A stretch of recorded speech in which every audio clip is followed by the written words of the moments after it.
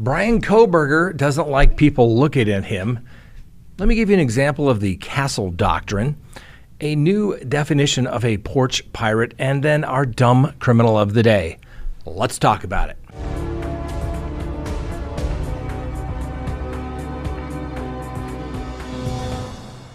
Good day, everyone. My name is Scott Reich, and this is CrimeTalk. Thanks for joining us. You know the drill. Subscribe if you haven't. Like if you do.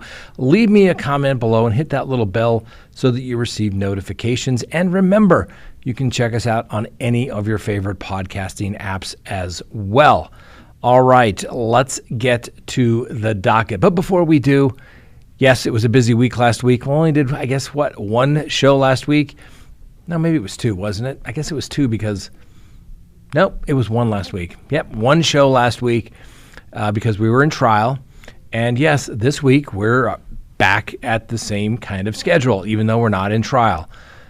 Because federal judges just set stuff on your docket and boom, there you go. They completely wipe out your week, just like that. Anyway, we're going to do our best to make sure we get at least 4 shows guaranteed this week, all right? So let's go ahead and open the docket for August 28th of 2023.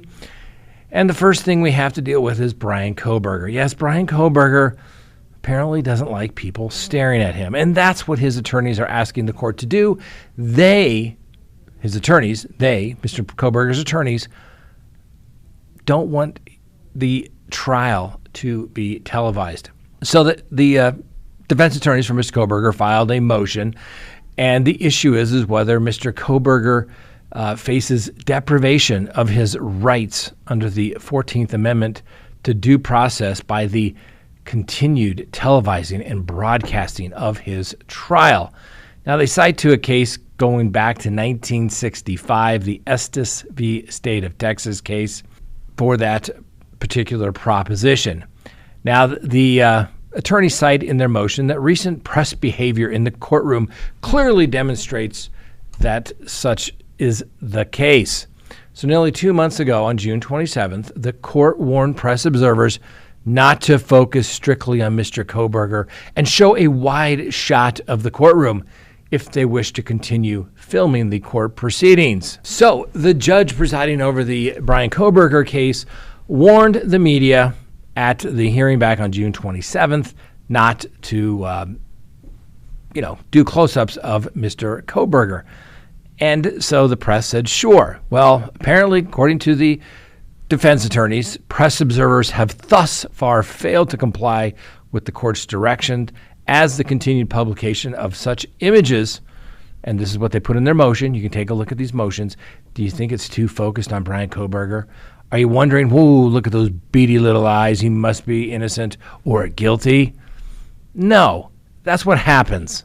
I'll talk about that in a minute. Let's read on. So these photos, the defense argues, is a blatant violation of the court's orders to cease focusing exclusively on Mr. Kohberger in their own right, and are also some other articles that are sensationalizing and with very prejudicial headlines, and the content. The rightmost of the 3 photos that they cite in their motion goes back to the Daily Beast article. Report says Kohberger creepiness with women goes back to high school. The defense says, hey, the cameras continued exclusively focused on Mr. Kohberger provides fodder for observers and purported analysts on social media who are not bound by the notions of journalistic integrity and who have potentially an even greater reach than traditional media outlets. I wonder if they're talking about us. Anyway, the proliferation of these images and videos is plainly observable on social media platforms such as TikTok and X. In post, as the press notes in the court's June 27th admonition, the court referenced the recent Chad Daybell trial when cameras were asked to leave because they focused too much on the defendant. Indeed, such a parallel was drawn in the defense prior memorandum on cameras during that hearing, yet camera-wielding courtroom observers remained undeterred. The chief function of our judicial machinery is to ascertain the truth. The use of television, however, cannot be said to contribute materially to this objective. Rather, its use amounts to the injection of an irrelevant factor into the court proceedings, once again citing to that Supreme Court case, Estes. His attorneys continue, the circumstances present in Mr. Kohberger's case are singular and pose an extraordinary risk of prejudice beyond even that posed in Estes. Observers' continued failure to comply with the court's directive compounds this problem and results in the potential jury pool's constant inundation with conclusory accusations and sensationalistic nonsense guised as factual reporting analysis. Whereas in Estes, the attendant risk of prejudice was limited to potential jurors watching of television or reading of print media, now the risk follows the potential jury pool whenever they go, viewable on their smartphones and constantly updated by thousands of unchecked sources. Now, each juror carries with him into the jury box these solemn facts and thus increases the chance of prejudice that is present in every criminal case. It is not only possible but highly probable that it will have a direct bearing on his vote as to guilt or innocence. The images provided above in their brief state that during pretrial court proceedings but pose no less danger. To the contrary, they gradually poison the potential jury pool prior to the trial even occurring, whittling the number of jurors able to render a just and unbiased verdict. To the extent that television shapes sentiment, it can strip the accused of a fair trial. And they say, hey, that Estes court back in the 60s itself noted that unrestricted television coverage can be corrosive to the non-trial proceedings and preemptively limit the potential for an eventual fair verdict. The inevitable close-up of the gestures and expressions during the ordeal of this trial might well transgress his personal sensibilities, his dignity, and his ability to concentrate on the proceedings before him. Sometimes the difference between life and death, they argue, dispassionately, freely, and without the distraction of the wide public surveillance. A defendant on trial for a specific crime is entitled to his day in court, not a stadium or a city of nationwide arenas. Similarly, Mr. Kohberger is entitled to defend himself against capital criminal charges without cameras focusing on his every move. In addition to the inordinate and exclusive focus on Mr. Kohberger, courtroom observers have routinely violated this order going back to May 16th, providing in part that no video or still photograph shall be taken of any papers, documents, or notes which may be located on or around the counsel table or used by counsel. That was in the General Order governing courtroom procedure and conduct. This noncompliance is clearly demonstrated in the below provided photos taken during the most recent hearing and has continuously undermined the court's stated interest in maintaining order and an environment that permits all participants to focus on their responsibilities without undue distractions. Now, aware of the constant attention paid to counsel table and the risk that confidential and sensitive information could be scrutinized, photographed, and even published, defense counsel has been cautious. This exact conduct was found by the Estes Court to be of circumstances depriving the petitioner of a fair trial. In Estes, the petitioner was subject to characterizations and minute electronic scrutiny to such an extent that one point the photographers were found attempting to picture the page of the paper from which he was reading while sitting at counsel table. Whereas in Estes, this conduct was characterized as a singular and extreme occurrence, in the present case, it has become disruptively routine and must be abated if Mr. Kohberger is to receive effective representation. All right, let's respond to this motion. Okay? Get over it. You don't want the potential jurors looking at your client. Well, guess what? The greatest disinfectant of all evil is sunlight. Sunlight. If you think there's something wrong, bring it out. Let's see it in open court. Oh, we don't want the potential jurors hearing about this case. Listen, I think we saw from the Daybell case, you know, the old joke I had a law professor say, 12 people good and true, referring to jurors, otherwise unemployable. That used to be kind of the joke. Okay, I have no problem with jurors. Jurors get it right 99% of the time. we need jurors. But I think we saw in the Daybell case, yes, you're going to find people that have never heard of that case. They will find people in Idaho that have not heard of the Kohberger case. So get over it, okay? And guess what? Maybe you should file a motion, their defense attorneys, to say, we don't want the jury looking at our client. Let me assure you, the jurors are looking at your client. If your client has some weird tick or mannerism that you don't like, better find out about it now and change that before you get to the people that really matters, the 12 people.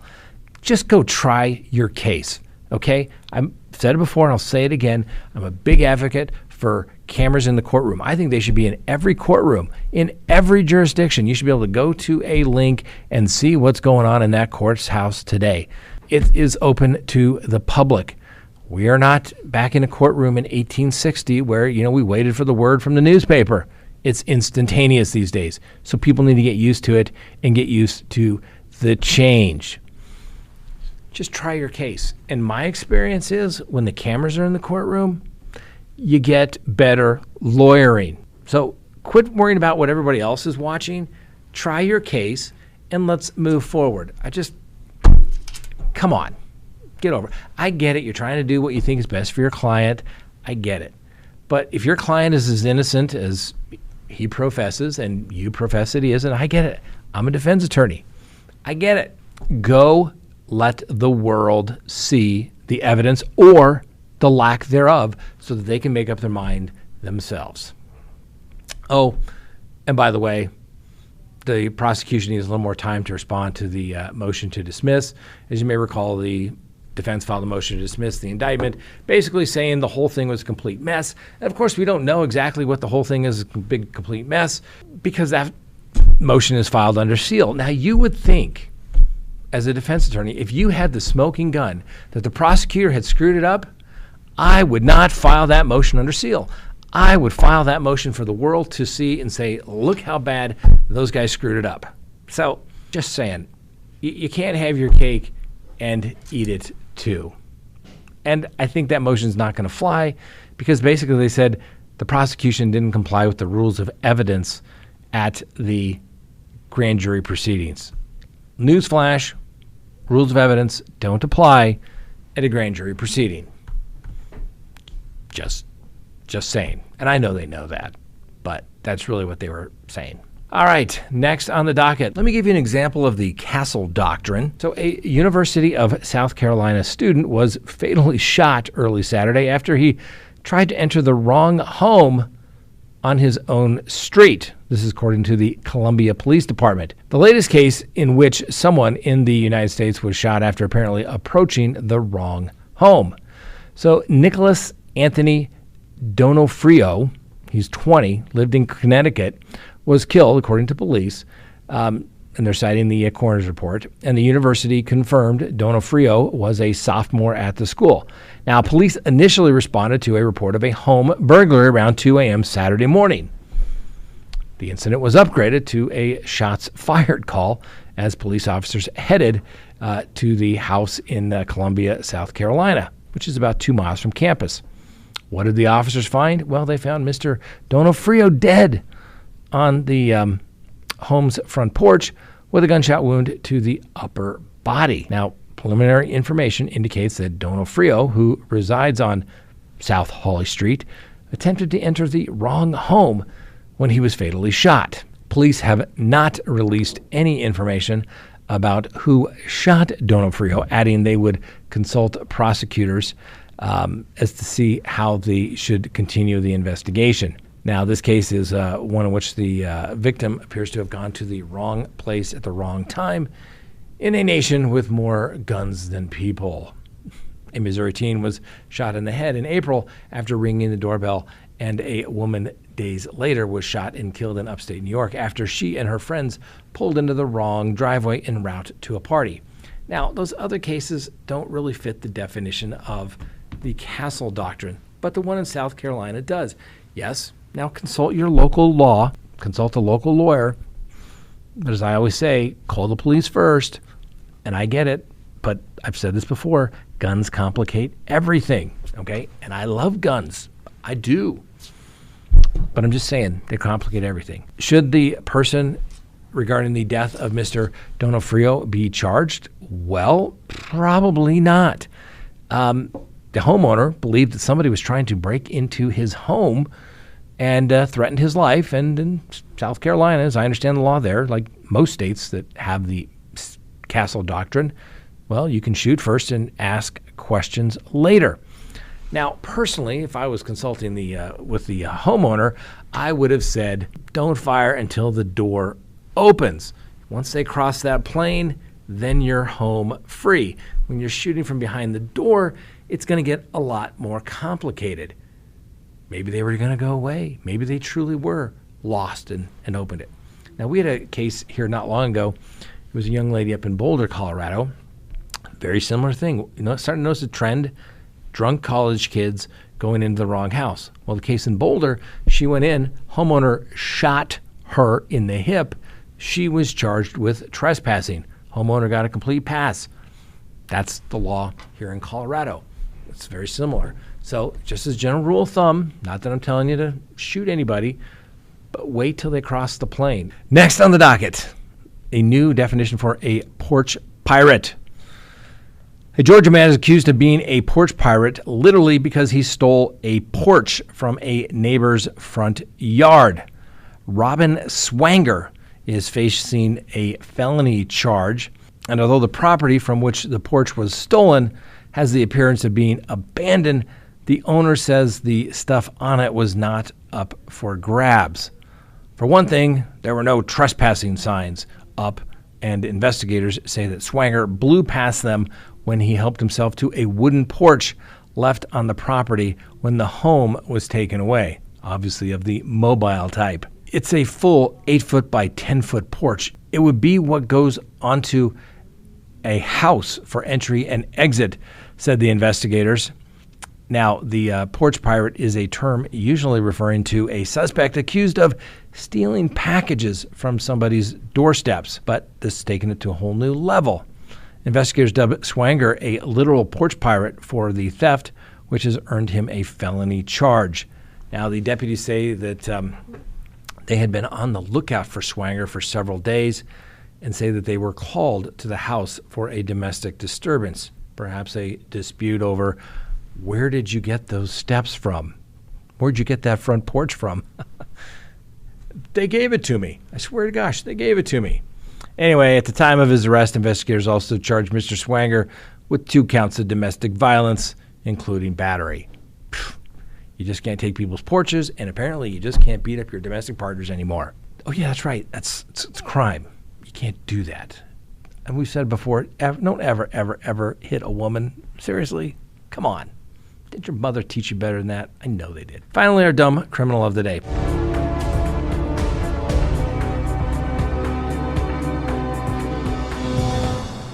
Pennsylvania police have filed criminal charges against a woman who was unable to take her dog on a flight. Well, then she abandoned the little pup at the Pittsburgh airport before boarding a plane to Mexico to go on vacation. Now, who is this alleged dog abuser? Please meet Allison Lynn Gazer, a nurse. She's facing cruelty to animal charges, neglect of animals, and animal abandonment counts. Now, this all took place back on August 4th at the Pittsburgh International Airport. Let's hope that she treats her patients better than she does her animals. Now, according to investigators, an unattended French bulldog was discovered sitting in a stroller next to some short-term parking lot spaces, and the 7-year-old dog was unrestrained and could have exited the stroller had he wanted to. A subsequent investigation determined that Gazer, bound for Mexico, attempted to bring the dog on her flight.